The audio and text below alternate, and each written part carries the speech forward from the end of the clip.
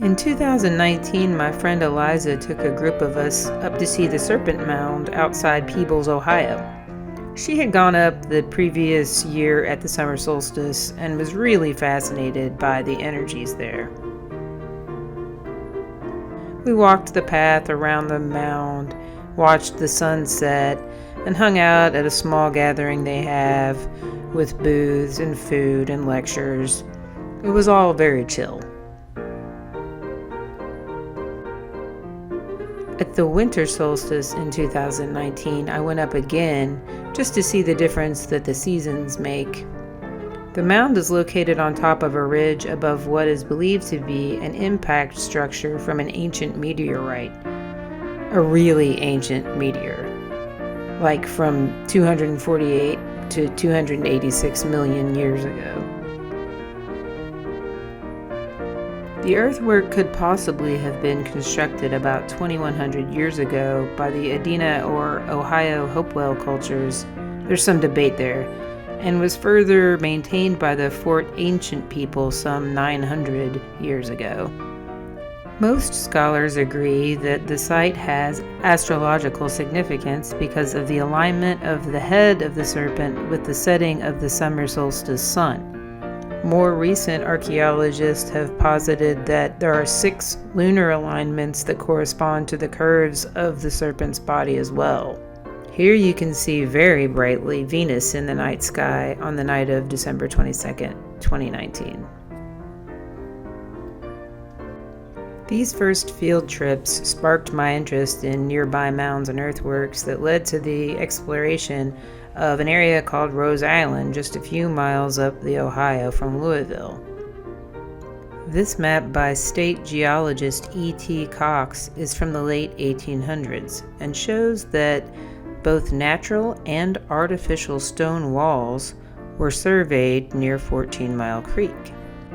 So on a sunny day in mid-February of this year, my sister, her dog, and I decided to check out Charlestown State Park, where newly developed trails lead to the island.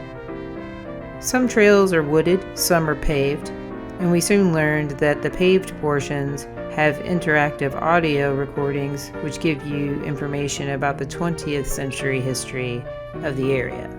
The 1937 flood destroyed the amusement park, and it was never rebuilt. During World War II, the property became part of the Indiana Army ammunition plant. Then, in 1995, the state of Indiana created Charlestown State Park, a 2,400-acre recreation area, including 860 acres donated by the U.S. Army, and what was known as the Rose Island Amusement Park.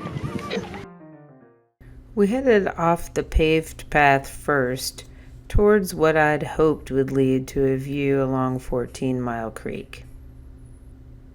The path drops down fairly quickly, offering partial views of the river from atop of the ridge that has been referred to as the Devil's Backbone.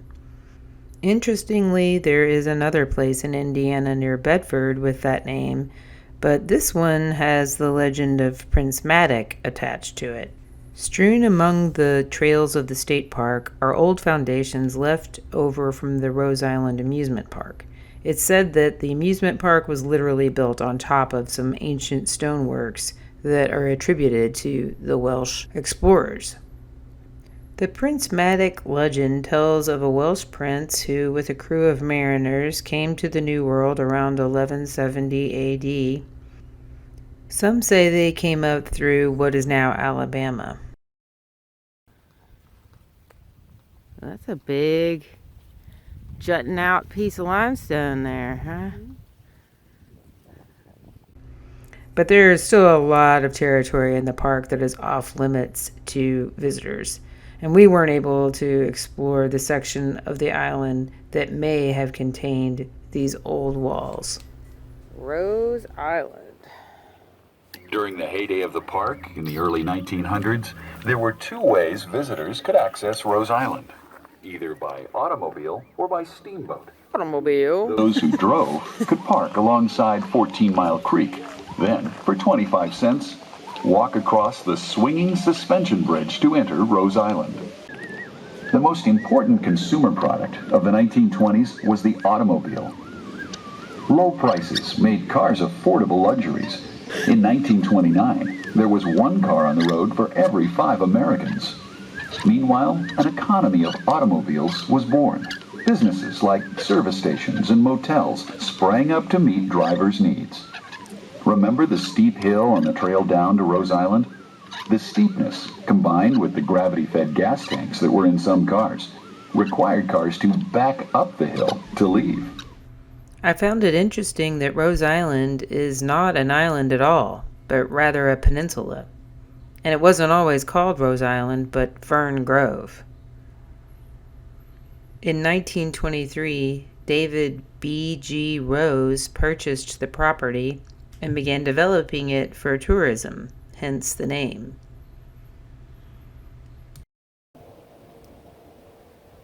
So those are the stone pillars, the big 3 stone pillars. Isn't it kind of funny? Like, everybody really did wear white because, like, it was hot. Yeah. And you wore white clothes so that you wouldn't be hot. Yeah. There's the stone pillars of this picture. This is B of the big river. Beauty spot of the Ohio Valley. Look at the swimming and bathing beauty. Tickets, 50 cents.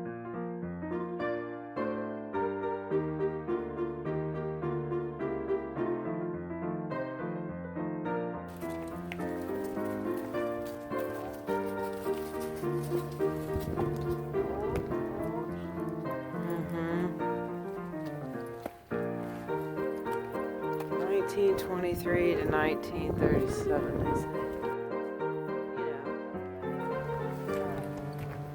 But are they usually earthen mounds, right? They're not necessarily. Yes, it would be earthen mounds, but there were also there was a stone fortification there, see? According to that map and according to old legends, is that there was stone fortifications that they felt like were Welsh in origin, that the Native Americans would not have built them that way. But they do know the Native Americans built mounds. When there ain't no jazz, what you gonna do? When there ain't no jazz. Oh, look how cute. Doing the Charleston. I guess this used to light up or Oh something. my God, that is adorable. Oh yeah, it's adorable. Doing the This used to Charleston. light up We used to go Oh! to Rose Island for the Sunday school picnic and the school picnic out at Jeffersonville. At the eastern end of the park was a roller coaster that we call the Devil's Backbone Ride. The swimming pool was a favorite place. There was a big top in the pool. Swimmers would try to get on it and ride around. There was a dance hall that doubled as a skating rink during the day. They had an organist who would play music for the skaters. One of the favorites was the Skaters' Waltz.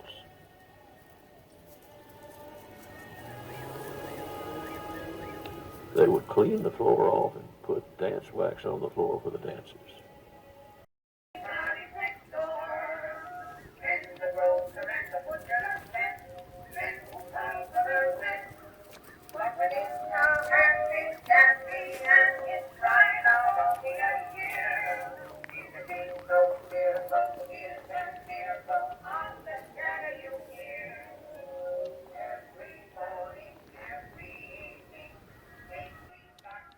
Ain't we got fun?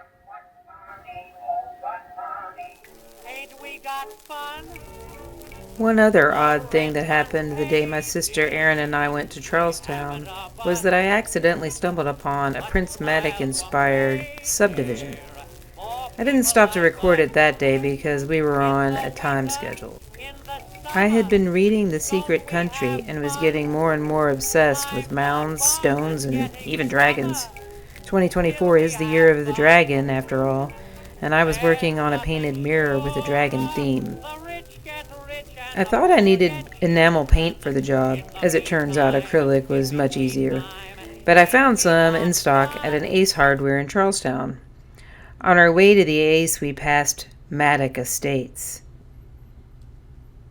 I went back in May after coming back from a graduation party in Paoli, Indiana. and again in early June to get some footage in morning light.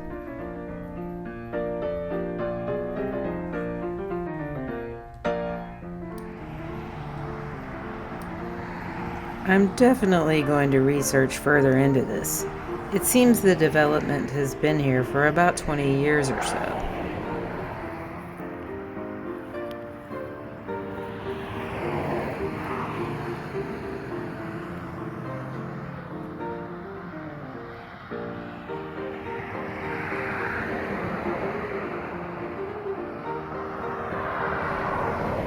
And with these street names, there can be no doubt of the inspiration. But why? Just because of the novelty?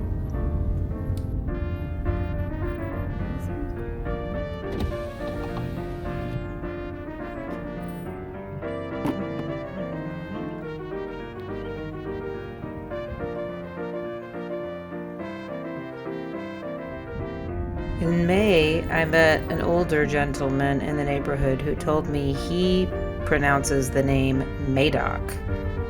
He said his house was one of the first built. He was very friendly and told us how to get to the main entrance of the cemetery that sits at the end of the last cul-de-sac of the neighborhood.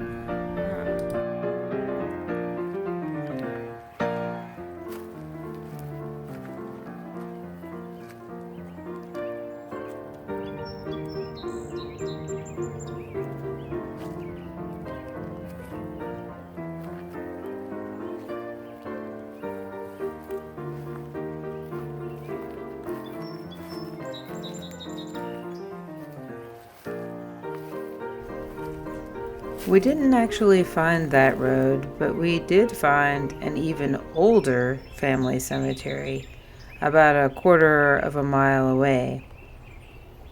There certainly is a lot of deep roots around southern Indiana, deeper than I'd realized. Oh, it's overgrown. Every morning 1779. Are you seeing we that? have fun. Are you seeing that? 1779. Yes, dear, come That's and really dance, old. dear. Oh, my phone's Don't we have fun? We've only started as Mama and Pop. Are we downhearted? I'll say that we're not. Landlord's mad and getting madder. Ain't we got fun? Times are bad and getting badder. Still we have fun. There's nothing surer. The rich get rich and the poor get laid off. In the meantime, in between time, ain't we got fun?